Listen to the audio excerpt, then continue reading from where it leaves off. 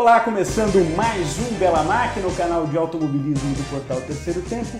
Olha, mais de 120 programas e estava em falta com vocês que acompanham a gente desde 2010 em trazer um piloto.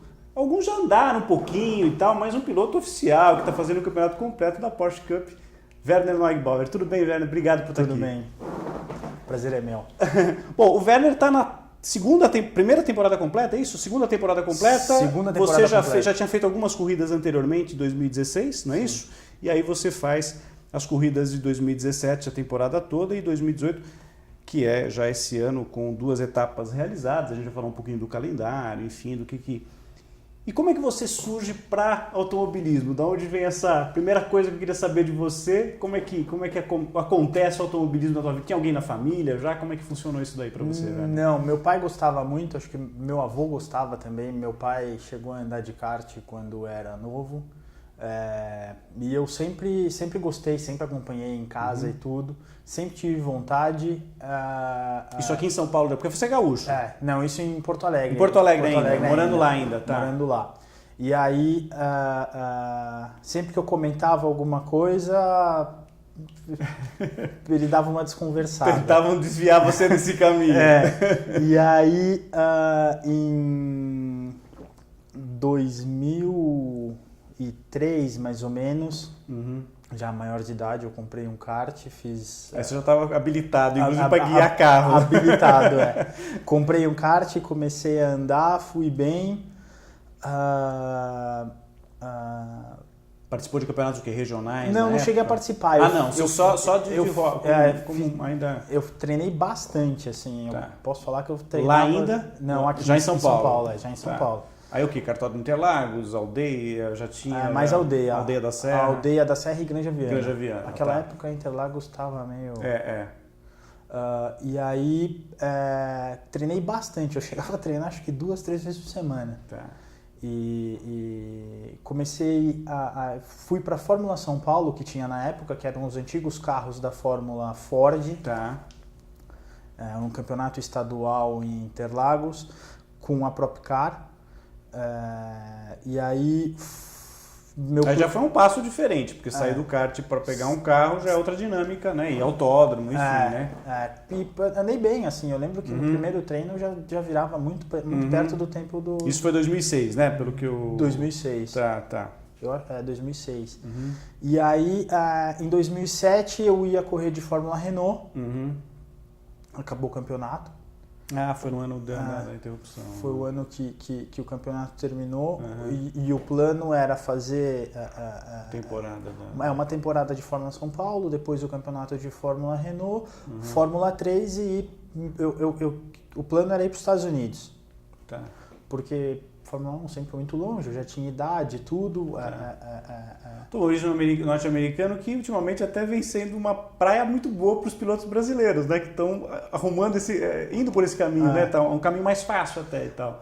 Eu não sei se é mais fácil, mas ele remunera antes, né? É mais fácil e mais barato também. E tem outras opções, né? Você tem tanto os carros de turismo quanto os monopostos, né? Enfim, tem. E aí você tinha essa ideia inicial, né? Naquela época eu lembro que meu plano era a Champ Car na época. Que acabou também, porque aí houve a coalizão novamente, né, com o Indy e tudo mais, né? E aí, aí 2007 acabou a Fórmula Renault, eu fiz uns treinos de Fórmula Renault, chegou a ter uma corrida, uma categoria que criaram e tudo, eu fiz essa corrida, mas não deu certo. Fui para a Fórmula 3. Porque acho que era o Pedro Paulo Diniz, né, que estava à frente, né, da Fórmula Renault, né? Aí a Renault encerrou as atividades com monopostos, né, para a competição. As atividades aqui no Brasil. E depois criaram um campeonato com os carros da Fórmula Renault, mas eu lembro que só teve uma corrida, pelo menos eu participei em uma corrida. E aí tava na Propcar o Darcio dos Santos, né? O Darcião falou, vamos andar de Fórmula 3, Jacaré, tem que andar de Fórmula 3.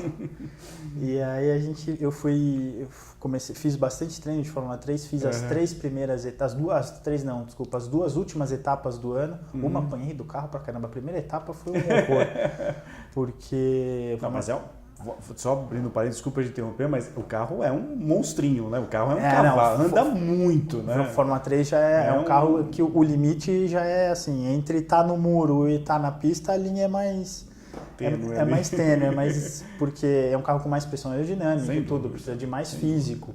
Claro. E aí fiz bastante... E foi onde essa que você tomou um baile do que você confessou? Foi em Santa Cruz. Não, na tua terra, lá no foi sul. Em Santa Cruz do Sul. E aí,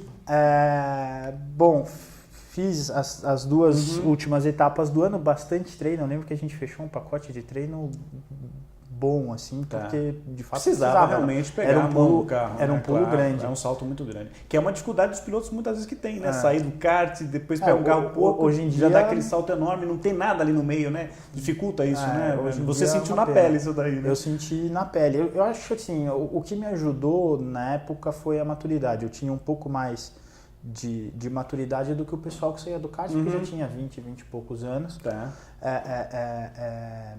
E já tinha mais um pouco de jogo de cintura. Para saber que caminhos, para que rumos tomar, né? Acaba ajudando um pouco, né? Claro. E aí, fiz a temporada em 2008 de Fórmula 3,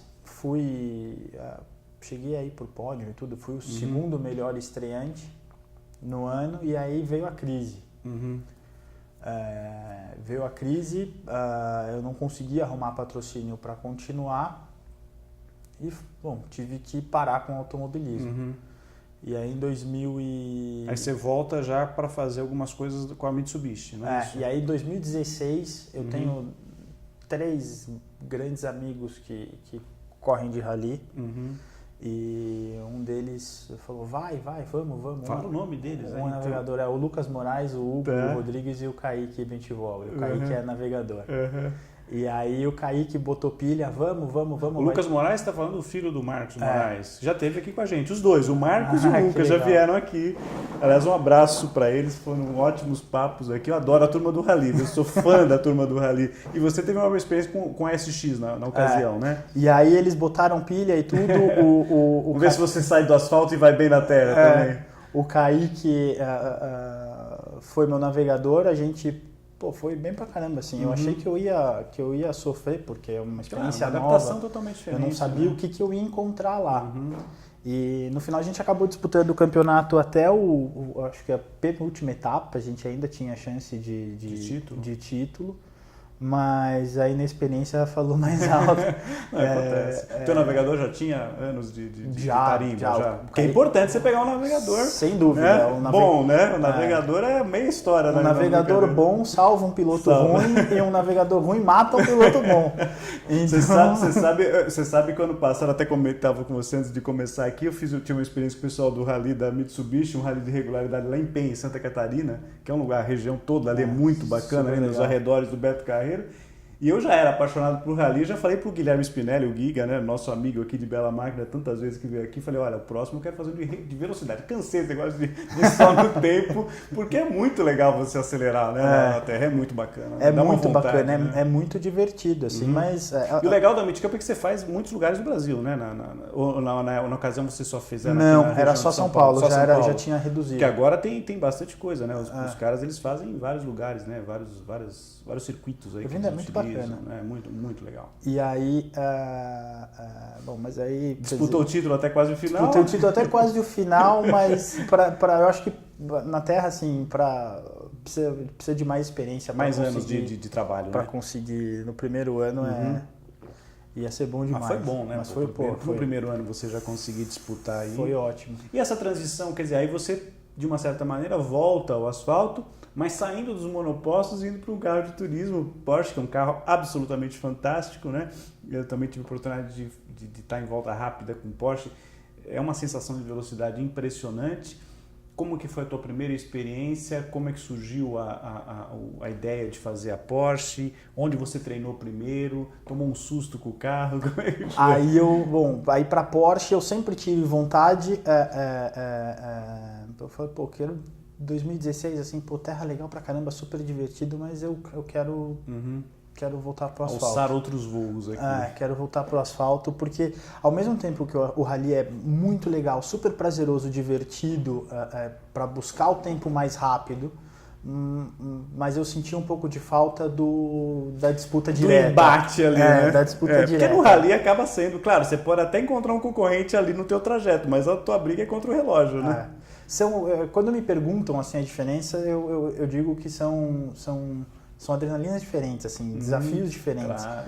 E diversões muito diferentes. O clima do rally acaba sendo, por essa razão, né, Werner, mais amistoso, né? Até o antes e principalmente o pós-corrida, né, que acaba sendo um clima de confraternização muito maior. Nada impede de que também seja também numa prova de competição. Não. Mas é claro, quando você tem uma disputa mais aguerrida, trocando ali tintas, como a gente costuma dizer, aí a coisa às vezes termina e não sai muito bem, né? Pois é.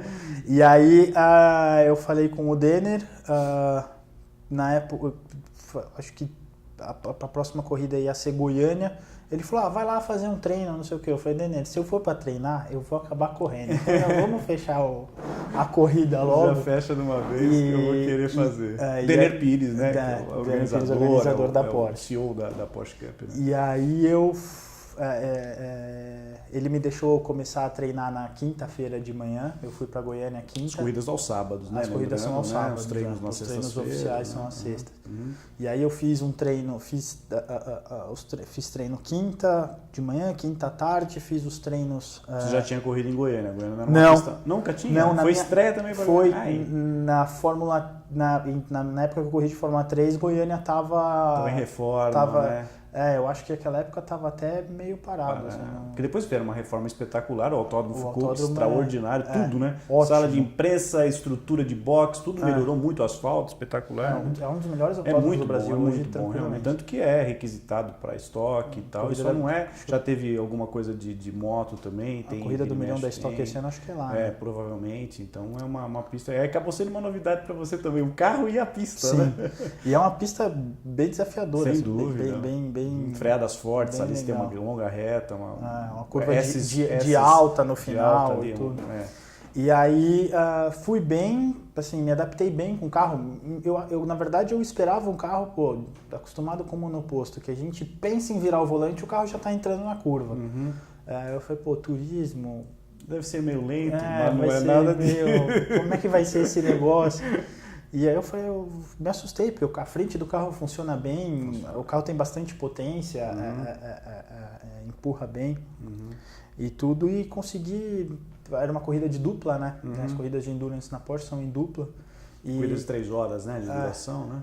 E aí o Denner fez uma dupla, eu fiz uma dupla, montou minha dupla com o Fábio Alves, que já tinha sido campeão da Challenge. A gente correu de Cup na época. Ele já tinha sido campeão da Challenge e a gente, foi legal, deu um entrosamento assim. No final nós terminamos em quinto, fomos pro pódio. Acho que legal. E, o começo foi excelente. No meio de um monte de gente da estoque e tudo, o pessoal que já corre há anos lá na Porsche, foi um baita desempenho. E aí a segunda corrida foi a Fórmula 1, a etapa da Fórmula 1. Foi um final de semana complicado, chuva pra caramba. Tinha chovido muito e tudo. Na primeira corrida, eu larguei lá atrás. Meu carro tinha tido um problema na classificação. Eu larguei, 17º, alguma coisa assim. Cheguei em terceiro. Poxa. E a segunda corrida, a corrida do domingo, choveu pra caramba. E eu lembro que chovia muito, assim, a gente via pouco. Teve a inversão do grid, eu larguei mais para trás, eu não lembro quantos inverteram aquela às vezes ocasião. larga do 10º pro primeiro, às vezes é do 8º, né? A Porsche tem um esquema de sorteio. Tem um esquema de sorteio, no final, depois perto da corrida, que você sabe se vai ser... quem vai ser o...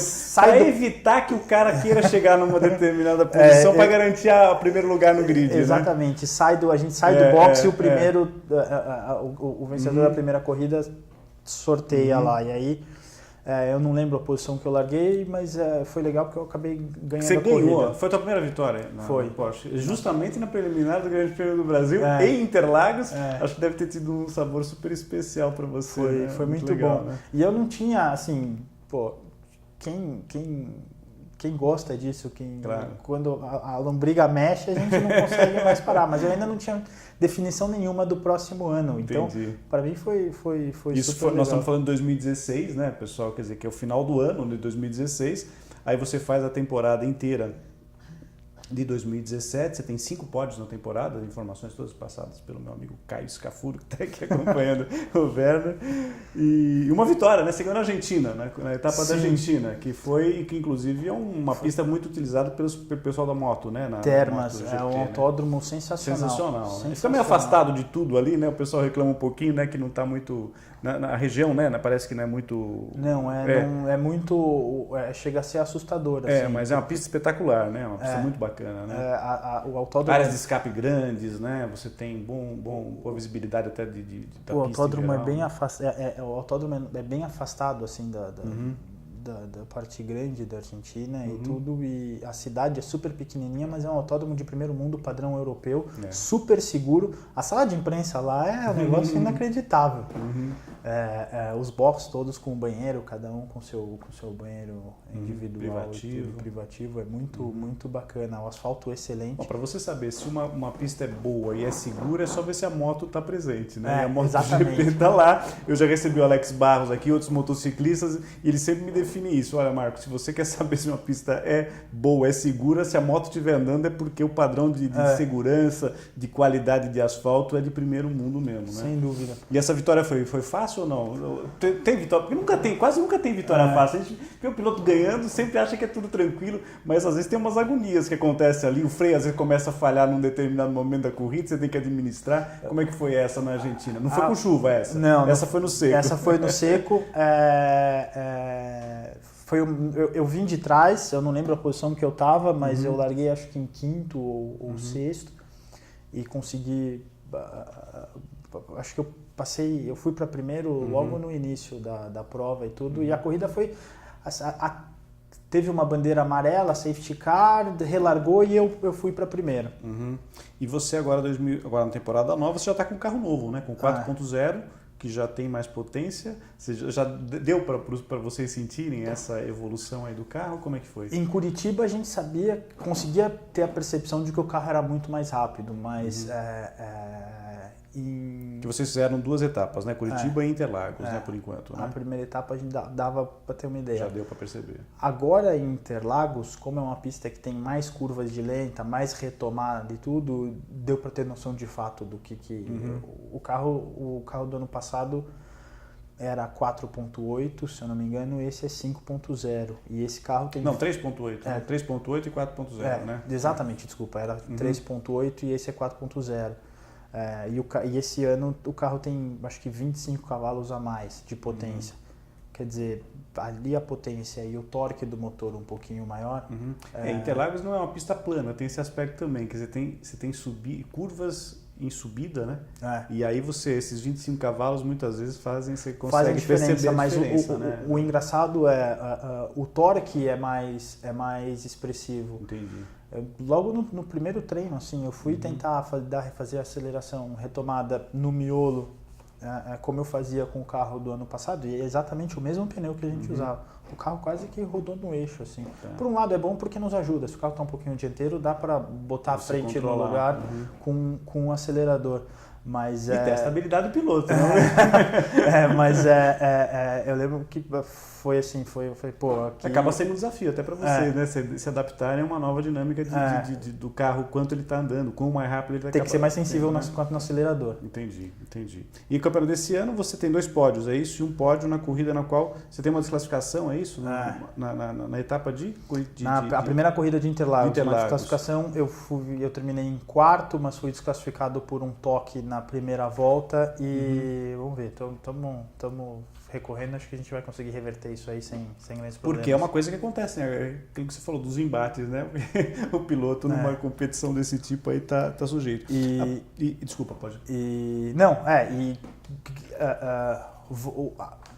Como eu terminei a corrida, a pontuação voltando, eu sou o líder do campeonato, então... Então, atualmente, você é o primeiro colocado no campeonato. Com a desclassificação, não. Voltando à pontuação da desclassificação, eu sou o líder. Então e aí você vai, então, se tudo correr bem, se você conseguir manter a pontuação tua que você conseguiu na pista, efetivamente, você vai para a terceira etapa, que é aqui em Interlagos, dia 12 de maio, né? Sim. Então todos convidados a acompanhar aí as notícias aqui no Bela Máquina, a gente vai informar no portal Terceiro Tempo.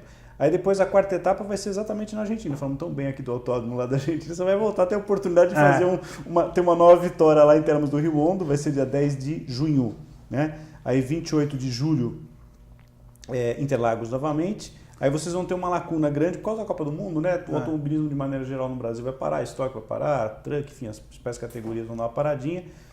Será que vamos ganhar o tetracampeonato? Será que chega o Penta? Acho que a gente tem que torcer, né? Pelo menos... O Hexa, o Hexa, será que chega o Hexa? Aí, Velocitar, dia 15 de setembro. Você já correu lá, Velocitar? Já. Gosta? A pista é travadinha e tal. Mas... Chegou a andar com o Lancer Cup lá? Não. Eu cheguei a andar com o SX lá. Ah, você deu uma volta? A gente tiveram algumas etapas... que usava além da terra, usavam... é legal isso daí. Fazia um misto, né? Teve uma etapa até que eles fizeram uma corridinha mesmo. Uhum. De SX lá com os carros no Velocitar. Aí depois tem Goiânia, justamente, né? E as duas últimas vão ser Interlagos, sendo que a penúltima, lá no dia 11 de novembro, vai ser preliminar novamente da Fórmula 1, onde você já teve um sucesso grande. De todas essas, 3 são etapas de longa duração que nós corremos com parceiros. Porque tem as corridas mais curtas, né? Que são rodadas duplas sempre, né? Sim. São rodadas duplas e as provas de endurance, aí você divide o carro, você participa dos dois campeonatos. Né? E aí tem títulos independentes, né? Tem um título geral, né? Tem o overall e tem o campeonato de corrida curta e o de corrida longa. Isso. O objetivo, é claro, é ganhar todos. O objetivo é o overall. E você já tem o teu parceiro definido, a dupla definida? Ainda não. Porque a tua primeira vai ser qual? A de duplas que vai ser? Em julho, Interlagos. A de julho vai ser já a de longa duração, não é isso? E você ainda não definiu quem é o teu parceiro? A gente está procurando. Está procurando ainda um parceiro para dividir esse Porchão lá em Interlagos. Eu acho que interessado não vai faltar. Não, tem que achar um parceiro bom. Principalmente se você estiver mantendo essa liderança do campeonato até lá, né? Aí a turma se empolga mais ainda.